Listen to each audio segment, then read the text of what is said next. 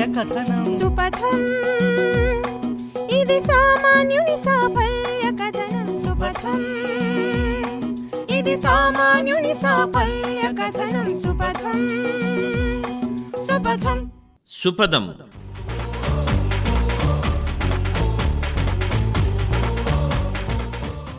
శ్రోతలకు నమస్కారం. సుపథం శీర్షికన ఈరోజు శ్రీమతి వంతెనపల్లి విజయ్ కిరణ్ గారితో ముచ్చటిద్దాం. తనది కాని ఊరిలో తనకంటూ ఒక స్థానం కల్పించుకొని వ్యాపార రంగంలో ఒక ముద్రను వేసి కుటుంబ సహకారంతో ఎలా సాధించగలరు ఒక మహిళ అనే విషయానికి తార్కాణంగా నిలిచిన విజయ్ కిరణ్ గారు టాంపా, ఫ్లోరిడా నుంచి వచ్చారు. వారిని అడిగి తెలుసుకుందాం. అమ్మా నమస్కారం. నమస్తే అండి. మీరు అమెరికాలో ఫ్లోరిడాలో మీకంటూ ఒక వ్యాపారాన్ని మొదలుపెట్టి అక్కడ భాష తెలియని ప్రదేశంలో, జనాలు తెలియని ప్రదేశంలో మీకంటూ ఒక ఎస్టాబ్లిష్మెంట్ చేసి సక్సెస్ఫుల్గా రన్ చేసి సమాజంలో ఒక గుర్తింపు సాధించారు. మీరు ఒక గ్రామీణ ప్రాంతం నుంచి అమెరికాలో మీకంటూ ఒక స్థానాన్ని కల్పించుకునే మీ విజయయాత్ర గురించి తెలుసుకుందాం. మీ జన్మస్థలం ఎక్కడమ్మా? మాది ఇంకొల్లు, ప్రకాశం డిస్టిక్ అండి. మా నాన్నగారి పేరు మురకొండ శ్రీరామార్య, మా అమ్మ పేరు పుష్పావతి. మా నాన్నగారు హిందీ పండిట్ అండి. మా అమ్మ నాన్న టీచర్సేను. వాళ్ళు ఎప్పుడో యుఎస్ వెళ్ళారండి. తర్వాత మేము వెళ్ళాలి. ఆ టైంలో మా హస్బెండ్ మేము ఇష్టపడి పెళ్లి చేసుకొని ఇక్కడే ఉండిపోయాము. మీరు ఎంతవరకు చదువుకున్నారు? నేను 12th తెలుగు మీడియం కూడా. నాకు ఇంగ్లీష్ కూడా నేను అమెరికా వెళ్ళినప్పుడు థ్యాంక్ యూ, సారీ ఇలాంటివి అవ్వచ్చు, కానీ నాకు అసలు ఇంగ్లీష్ కూడా రాదు. మీ పెళ్లి ఏ వయసులో జరిగింది? మీరు ఎక్కడ స్థిరపడ్డారు? నాకు పెళ్ళైనప్పుడు 18 years అండి. సో మేము చెన్నైలో మీట్ అయ్యి మేమిద్దరము ఇష్టపడ్డాము. కానీ అదే పేరెంట్స్ వాళ్ళకి పెద్ద ఇష్టం లేక మేము సరే నేను ఇక్కడే ఉండిపోతాము అన్నట్టుగా చేసుకున్నాము. మా హస్బెండ్ పేరు సుధీర్ వంతెనపల్లి అండి. తను నెల్లూరు. మా మామయ్య గారు మాలకొండారెడ్డి గారు వంతెనపల్లి. మా హస్బెండ్ అప్పుడు మా పెళ్ళైనప్పటికీ ఇంజనీరింగ్ చేస్తున్నారు. తను ఇంజనీరింగ్ అయిన తర్వాత నాగార్జున ఫెర్టిలైజర్స్ కాకినాడలో జాబ్ వచ్చింది. అక్కడ మా సెకండ్ బాబు పుట్టిన తర్వాత మేము డిసైడ్ అయ్యాము, ఓకే మనం కూడా వెళ్దాము, మనకు కూడా ఇక్కడ పెద్ద ఎవరు లేరు కదా, మనం కూడా అమెరికా వెళ్దామని డిసైడ్ అయ్యి. సో మా హస్బెండ్ యాక్చువల్గా ఆయన ఇంజనీరు, కానీ అమెరికా వెళ్ళాలి అన్న ఉద్దేశంతో ఆయన జాబ్ అయిపోయిన తర్వాత నైట్ టైం వెళ్ళి ఆయన కంప్యూటర్స్ నేర్చుకొని దీనికోసం ప్రత్యేకంగా సాఫ్ట్వేర్ నేర్చుకున్నారు. పాపం ఆయనది అది కాదు, అసలు వెళ్ళాలి అన్న ఉద్దేశంతో వెళ్ళి నేర్చుకుని రాత్రులు నేర్చుకునేవాళ్ళు. అలాగా తను అప్లై చేసుకొని జాబ్ వచ్చింది. వచ్చిన తర్వాత మేము వెళ్ళామండి. ఏ సంవత్సరం మీరు అమెరికాకి వెళ్ళారు? 1999లో వెళ్ళాము. వెళ్ళిన తర్వాత మేము ఫ్యూ మంత్స్ సెయింట్ లూయిస్లో ఉన్నాము. ఆ తర్వాత మా హస్బెండ్కి వెరైజాన్లో, టాంపా ఫ్లోరిడా వెరైజాన్లో జాబ్ వచ్చింది. అక్కడికి వెళ్ళిన తర్వాత వెదరు అది మనలాగా ఉంది, మనం ఇక్కడ ఉందాము, జాబ్ కూడా బాగుందని ఉండిపోయాము. సో వెరైజాన్ వాళ్ళే మాకు గ్రీన్ కార్డు అన్నీ ఇస్తే మేము అలాగా సిటిజన్స్ కూడా అయ్యామండి. మీరు సొంతంగా ఏదైనా వ్యాపారం చేయాలనో లేదంటే స్వయం కృషితో ఏదైనా స్వావలంబన కలిగించుకోవాలని ఒక ఆలోచన ఎందుకు వచ్చిందంటారు? ఎప్పుడు నాకు ఖాళీగా ఉండాలి ఏదో అని ఏమీ లేదు. ఫస్ట్ మేము అమెరికా వెళ్ళిన తర్వాత నేను అబ్జర్వ్ చేసింది ఏంటంటే, నా కజిన్స్ కానీ లేకపోతే నా తోబుట్టువులు కానీ లేకపోతే మా పేరెంట్స్ ఎప్పుడో వెళ్ళారు కాబట్టి నేను వెళ్ళలేదు. ఆ టైంలో మా హస్బెండ్ మ్యారేజ్ చేసుకొని ఇక్కడే ఉండిపోయాను కాబట్టి నేను చాలా డిఫరెన్స్, వాళ్ళంతా బాగా సెటిల్ అయ్యి అంతా ఉన్నారు. మేము కూడా అలాగా బాగుండాలి, నా పిల్లలు కంపారిజన్ ఎస్ డెఫినెట్లీ మోటివేట్ చేసింది. నా పిల్లలు కూడా వీళ్ళందరితో ఈక్వల్గా ఉండాలి, వీళ్ళలాగా బాగుండాలి అనేసి.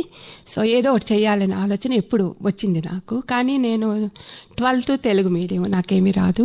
సో ఏదో చెయ్యాలి, ఏం చేద్దాం అని ఆలోచించేదాన్ని. సో నాకు స్టోర్లకు వెళ్ళినప్పుడు అంత క్లీన్గా లేక, గ్రోసరీ స్టోర్, ఇండియన్ గ్రోసరీ స్టోర్స్కి అంత బాగా మెయింటైన్ చేయట్లేదు అనిపించి మా హస్బెండ్కి చెప్పాను, నేను ఒక స్టోర్ పెడతామంటే మనకేమీ తెలియదు కదా అంటే ట్రై చేద్దాము అని. మా హస్బెండ్ ఏమన్నారంటే, మనకి దగ్గర $70,000 ఉన్నాయి, మేము సేవ్ చేసుకున్నాము అప్పటికి, ఇది పెట్టి పెడదాము, వస్తే వచ్చింది, పోతే మనం ఎవరికి అప్పు ఉండము. పెట్టిన తర్వాత కొంచెం బాగానే, అంటే తెలుగు వాళ్ళు ఎవరు ఉంటారండి ఆ టైంలో, అందరూ నార్త్ ఇండియన్సే ఉన్నారు అక్కడ ఈ బిజినెస్లో. సో ఇప్పుడు పరిస్థితులు మారినాయి. ఇప్పుడు ఏంటంటే మన స్టోర్ పెట్టగానే వెండర్స్ అందరూ వచ్చి మా దగ్గర కొనండి అనే పరిస్థితి ఈరోజు అమెరికాలో ఉంది. 20 years బ్యాక్ ఆ పరిస్థితి లేదు. మనం వాళ్ళని అడగాలి, ఇది ఇవ్వరా రిక్వెస్ట్ చేయరా. అమ్మో గట్టిగా అడిగితే వీళ్ళు కొన్ని ఐటమ్స్ ఇవ్వకుండా ఉండొచ్చు. అంటే సౌత్ ఇండియన్స్లో ఫస్ట్ నాకు తెలిసి ఎవరు లేరు, మేమేనేమో. సో అక్కడ సో అందుకని ఏంటంటే వాళ్ళు అంత ఇవ్వరండి, అంత ఈజీ కాదు. అంటే ప్రముఖ బ్రాండ్స్ అమ్మేవాళ్ళు ఇచ్చేవాళ్ళు కాదు. సో తర్వాత మాది పెట్టిన తర్వాత కొంచెం కొంచెమే తెచ్చుకొని స్టార్ట్ చేశాము.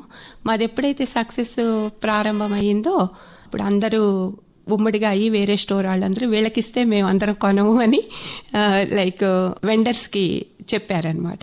అంటే విజయ కిరణ్ గారు, మీరు 12th క్లాస్ వరకు తెలుగు మీడియంలో చదివారని చెప్పారు.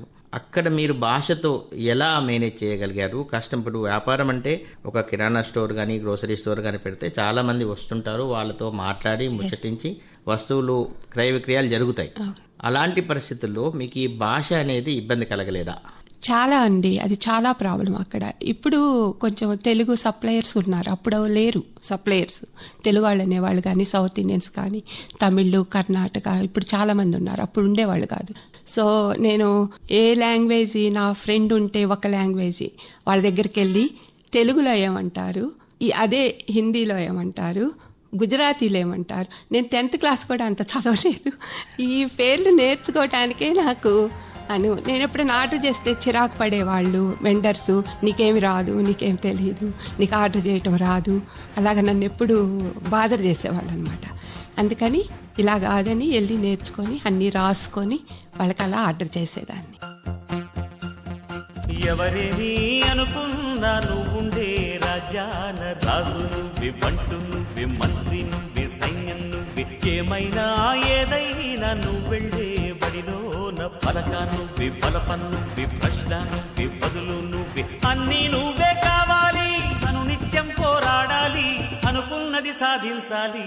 ఎవరేని అనుకున్నా నువ్వుండే రాజాన రాజు నువ్వి, బంటు నువ్వి, మంత్రి నువ్వి, సైన్యం నువ్వి, ఏమైనా ఏదైనా నువ్వెళ్ళే బడిలోన పలక నువ్వి, బలపం నువ్వి, ప్రశ్న నువ్వి, బదులు నువ్వి.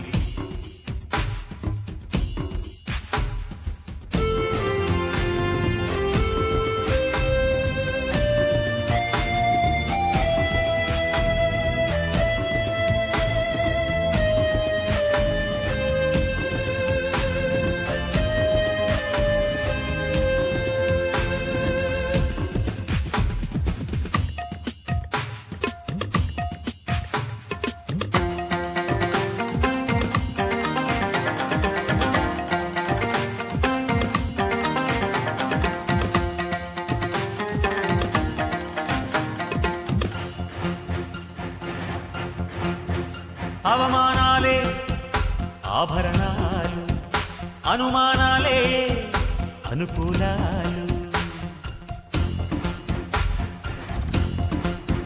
సందేహాలే సందేశాలు, చిత్కారాలే సత్కారాలు. అనుకోవాలి, అడుగెయ్యాలి, ముళ్ళ మార్గాన్ని అన్వేషించాలి. అలుపొస్తున్నా కలలే కన్నా పూల స్వర్గాన్ని అధిరోహించాలి. ఎవరికి వారే లోకంలో, ఎవరికి పట్టని శోకంలో, నీతో నువ్వే సాగాలి. ఎవరేమీ అనుకున్నా నువ్వుండే రాజ్యాన రాజు నువ్వి, బంటు నువ్వి, మంత్రి నువ్వి, సైన్యం నువ్వి, ఏమైనా ఏదైనా నువ్వెళ్ళే బడిలోన పలక నువ్వి, బలపం నువ్వి, ప్రశ్న నువ్వి, బదులు నువ్వి.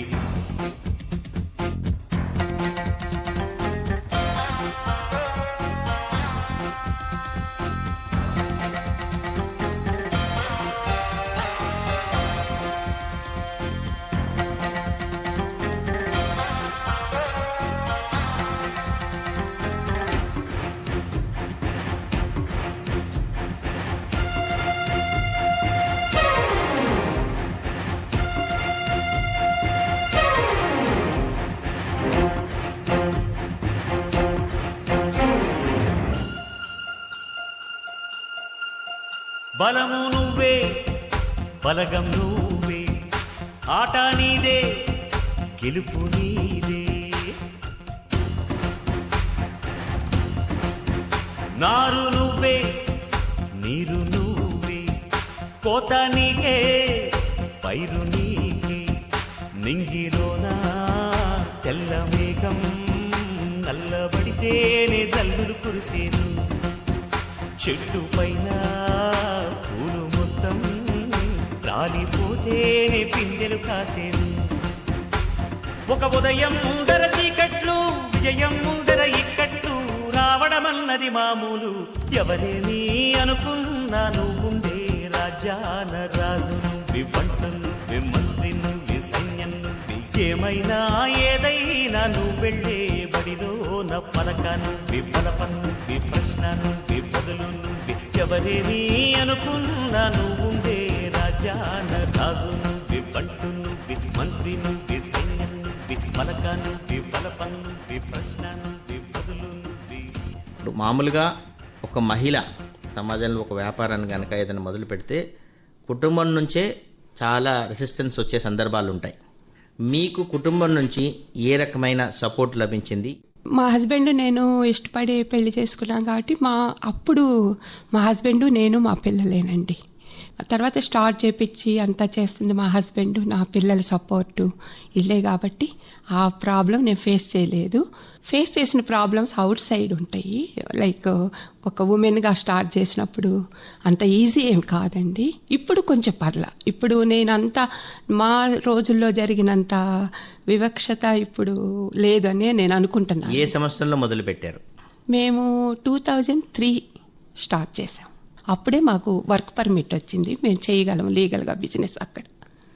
ఈ సక్సెస్ స్టోరీలో మీరు గమనించిన ముఖ్య అంశాలు ఏంటి? అంటే మీరు అంతవరకు వెండర్స్ కూడా మీకు వచ్చి ఇవ్వడానికి ఇష్టపడిన వాళ్ళు, ఆ తర్వాత మీ దగ్గరకు వచ్చి మా ప్రోడక్ట్ అమ్మండి అని చెప్పే పరిస్థితికి తీసుకొచ్చారు కదా. ఏ రకమైన బిజినెస్ స్ట్రాటజీ కానీ మిమ్మల్ని సక్సెస్ దారి పట్టించిందంటారు? Honest first. హానెస్టీ. ఎప్పుడు అబద్ధం చెప్పటం, లేకపోతే ఒక కస్టమర్ దగ్గర ఒక పైసా ఎక్కువ తీసుకోవటము, ఎవరైనా మర్చిపోయినా మేము అంటే చాలా సందర్భాల్లో కస్టమర్స్ డబ్బులు డ్రాప్ చేసుకున్నా కూడా అక్కడ పెట్టి ఎవరన్నా వస్తే ఇవ్వటము. మనకి ఎవరి డబ్బులు వద్దు, మనం కష్టపడి బాగా చేసుకుందాము. నిజాయితీ మిమ్మల్ని విజయబాట పట్టించింది. మామూలుగా అంటుంటారు honesty is the best policy అని. అది over a period of time అదే మీ సక్సెస్కి కారణమైంది. మీకు సామాజికంగా అంటే మీ కుటుంబ నేపథ్యంలో స్టిగ్మా ఉంటుంది. అంటే వాళ్ళు వ్యాపారం చేస్తున్నారు, వాళ్ళు ఎక్కువ ఉన్నారు, వీళ్ళు తక్కువ ఉన్నారు, ఎలా చేస్తున్నారు, ఏం చేస్తున్నారు. ఈ మీరు కుటుంబ బాంధవ్యాల్లో ఒక మహిళగా మీరు ఒక ఆంట్రప్రెన్యూర్గా ఒక వ్యాపారాన్ని మొదలుపెట్టి నిలదొక్కున్నప్పుడు ఎదుర్కొన్న సవాళ్ళు ఏమైనా ఉన్నాయా?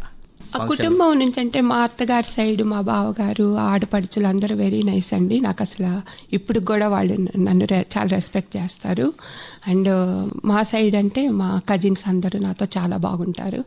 నాకు ఓన్లీ సవాలంటే ఇప్పుడు కూడా అంటే మా హస్బెండ్ ఎక్కువ మాట్లాడరు, కానీ మేమిద్దరం ఒక్క డెసిషన్ కూడా వితౌట్ మేము మాట్లాడుకోకుండా ఏ డెసిషన్స్ తీసుకోము. ఎందుకంటే మేము ఇద్దరం ఇష్టపడి పెళ్లి చేసుకొని ఇంత ప్రయాణం చేసి 37 years 38 years మా ప్రయాణంలో చూసేది ఏంటంటే మనము నా బిజినెస్ అది నేనే ముందుండాలి, మా హస్బెండ్ ఉండలేరు. మా హస్బెండ్ జాబ్ చేస్తారు. సో అంతా ఈమెదే అంటే లైక్ ఎవరు మన చుట్టూ ఉండేవాళ్ళు, ఆయనకి పాప నోరు లేదు, ఈమె అంతా ఇలాంటివి ఫేస్ చేశాను. సూటిపోటి మాటలు. Still some times, but I don't care now. I am strong woman now. Because of my kids, my husband. అంటే కుటుంబం అంతా సమిష్టిగా నిలబడి మీ సక్సెస్ కి దోహదపడింది. నా సక్సెస్ కి నా ఇద్దరు పిల్లలు, మా హస్బెండ్, అంతే. పట్టుదలతో చేస్తే సమరం తప్పకుండా నీదే, విజయం కష్టపడితే రాదా, ఫలితం పదరా సోదరా. నీ ధైర్యం తోడై ఉండగా ఏ సాయం కోసం చూడక, నీ ధ్యేయం చూపే మార్గంలో పోరా సూటిగా. ఏనాడు వెనకడుగేయక, ఏ అడుగు తడబడనీయక, నీ గమ్యం చేరేదాకా దూసుకుపోరా సోదరా. పట్టుదలతో చేస్తే సమరం తప్పకుండా నీదే, విజయం కష్టపడితే రాదా, ఫలితం పదరా సోదరా. ఇప్పుడు మహిళా సాధికారత గురించి తరచుగా వింటుంటాము విజయ్ కిరణ్ గారు. ఇప్పుడుండే అమ్మాయిలకు కానీ మీరిచ్చే సలహా సలహా ఇచ్చి నాకు తెలియదు, బట్ నేను ఒక్కటే చెప్తాను, ఎవరైనా హానెస్ట్గా సిన్సియర్గా కష్టపడటం ఒళ్ళొంచి మనము కూర్చొని, నేను ఎప్పుడు మా స్టోర్లో నేను కూర్చొని నువ్వు ఇది చెయ్యి అది చెయ్యి అని నేను ఎప్పుడు వాళ్ళతో పాటు ఈక్వల్గా ఈ రోజు కూడా నేను పనిచేస్తాను. సో అందరము కలిసి పనిచేసుకుంటా, అంటే మన ఎంప్లాయీస్ని కానీ మనం కానీ మన ఫ్యామిలీ లాగా చూసుకుంటా హానెస్ట్గా మనం ఏం చేయాలనుకుంటున్నామో కరెక్ట్గా, చాలా ఆటుపోట్లు వస్తాయి, ఎటు డైవర్ట్ అవ్వకుండా చేసుకుంటాను. ఇంకోటి ఏంటంటే ఆ లేడీస్కే కాదు సలహా, అబ్బాయిలు ఇంట్లో కూడా హస్బెండ్ కిడ్స్ సపోర్టు లేనిది ఇది సక్సెస్ అవ్వటం అనేది నాట్ ఈజీ. హస్బెండ్ ఎలా సక్సెస్ అయితే లేడీస్ ఇంట్లో ఫ్యామిలీని టేక్ కేర్ చేస్తే హస్బెండ్ సక్సెస్ అవుతారు. అదేవిధంగా ఒక లేడీ సక్సెస్ అయిందంటే same way husband and kids కూడా సపోర్ట్ చేస్తున్నారు. ఎవరు ఇందులో తక్కువ ఎక్కువ లేదండి, అందరూ బాగా చేసుకోవాలి. మామూలుగా ఒక నానుడు ఉంది, ప్రతి పురుషుడి విజయం వెనక ఒక స్త్రీమూర్తి ఉంటుందని. మీ విషయంలో మీ విజయం వెనక మీ శ్రీవారు ఉన్నారు. డెఫినెట్లీ మా హస్బెండ్ అండ్ నా కిడ్స్ అంటే ఇంకా వాళ్ళు, they are my back bone.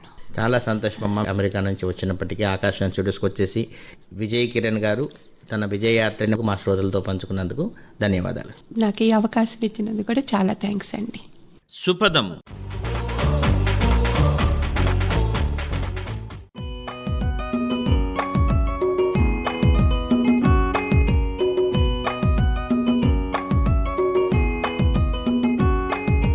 Supatham ఇది సామాన్యుని సాఫల్య కథనం. సుపథం ఇది సామాన్యుని సాఫల్య కథనం. సుపథం ఇది సామాన్యుని సాఫల్య కథనం. సుపథం సుపథం